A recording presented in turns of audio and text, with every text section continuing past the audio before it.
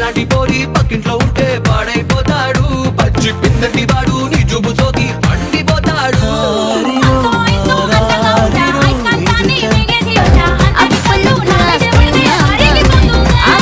అక్కడ ఇక్కడ ఎవరి గట్ట ఎక్కువ చెప్పబెట్ట ఎక్కంత సీను సినిమా లేదు తెలుసుకోమను